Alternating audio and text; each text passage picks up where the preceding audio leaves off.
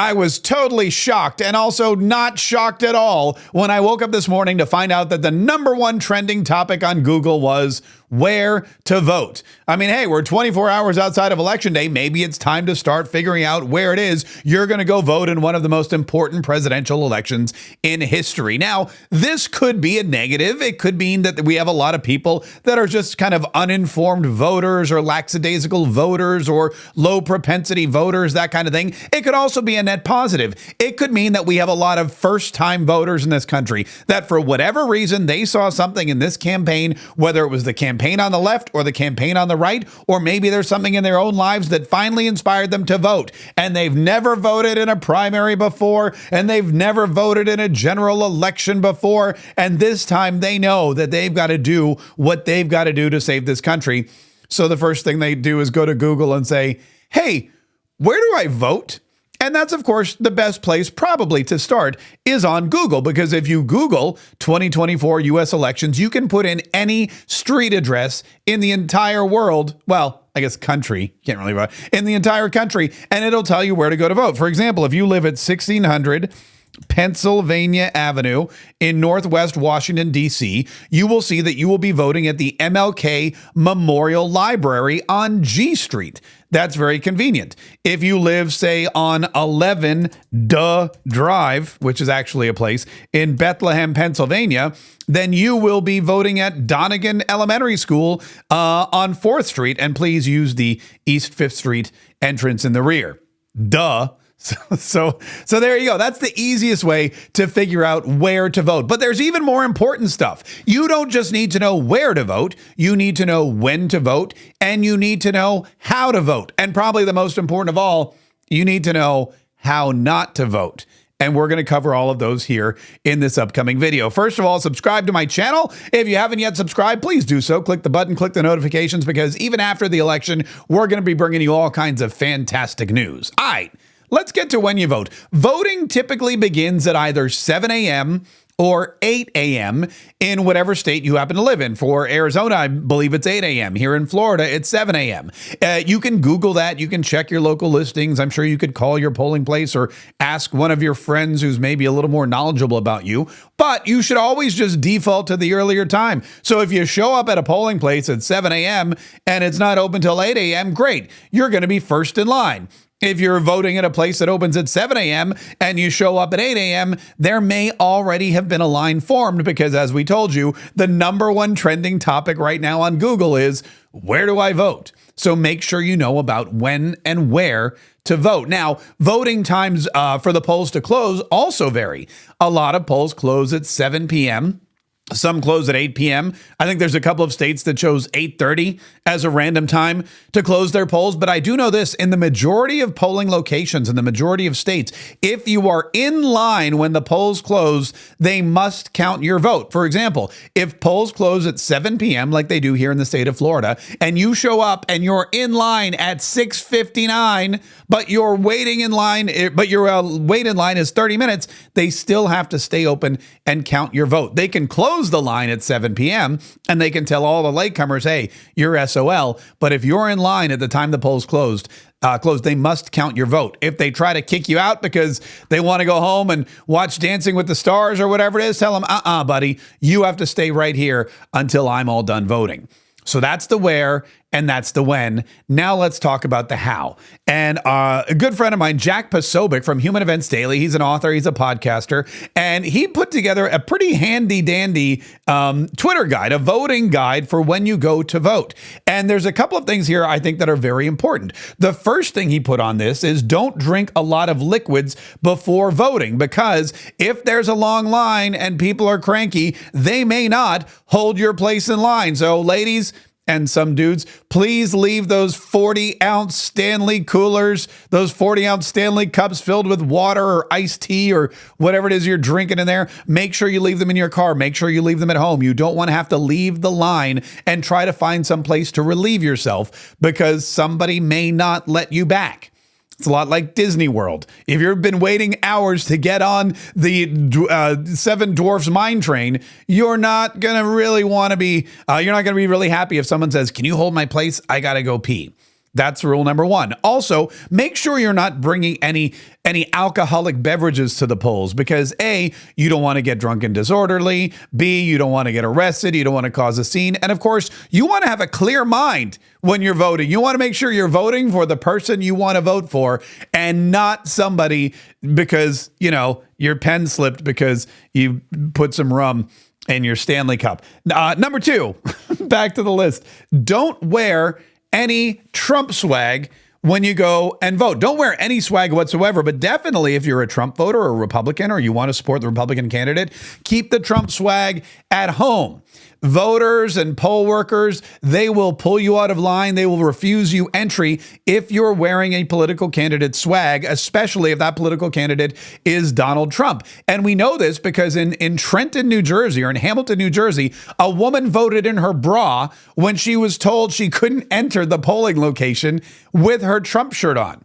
She was Hamilton Township, New Jersey. She had a Trump shirt. They told her she had to take it off. She ripped it off, swung it around her head like a helicopter, and walked in just wearing her brassiere to vote, we assume, for Donald Trump. Now, the interesting thing about this is that in Hamilton Township, New Jersey, it's okay to vote wearing just a bra, but it's not okay to vote wearing a Donald Trump shirt. So anyway, bring your swag or leave your swag at home. Dress like you're incognito.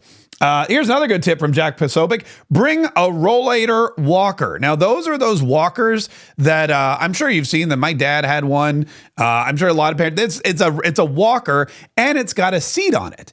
And Jack Posobiec said he actually saw like a 30-year-old didn't need a walker, but knew there was going to be a lengthy line, didn't want her feet to start hurting. So she brought her granny's walker. Make sure your granny votes first, by the way. Take your granny to vote. Take granny home. Say, Granny, I need to borrow your walker for the rest of the day. Go back, and then you have a nice seat. You won't get tired. You won't have to worry about falling down. None of that. You won't pass out. It's an interesting tactic, but it's something that, if you're going to be at one of these places with a very long line, it could help you out. Jack Posobiec also recommends bringing earplugs. He says there may be horns, there may be people screaming, there may be people honking. It may get annoying. People may want to talk to you. And I don't want to talk to anybody.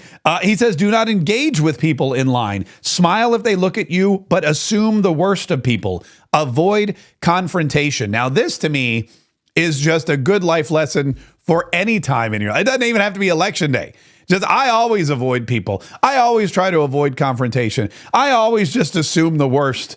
I'm always just like, you know what? These people are, and he's right. There are a lot of folks that go into line and they don't just want to vote, but they want to maybe aggravate the polling location, or they want to spread fear, or they want to, intimidate people. So you never want to talk to anybody. Your vote is your business. Go in there, stand in line, don't talk to anybody, don't chit chat, and then vote, do your thing, and get out. All good stuff, by the way. Be super nice to the election officers. Okay. He says, yes, they're probably crooked Kamala lovers, but they will decide whether or not you're voting easy or hard. Be nice. Thank them for their hard work.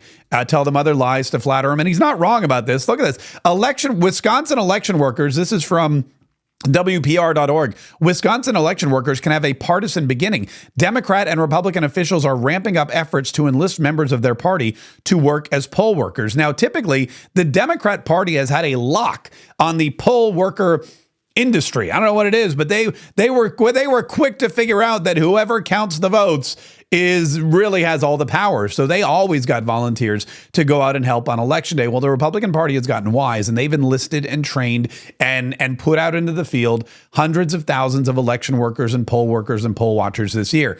Doesn't matter. You don't know who's who. You don't know what their politics are. You don't want to come across as the enemy when you're in line. You just want to go in. You want to make sure you get your ballot. You want to fill it out properly, and you don't want to cause any trouble, and you don't want them causing any trouble for you, because you know what they say about give a person a little bit of power, and it goes right to their head. This is also a good tactic. Avoid mainstream election news.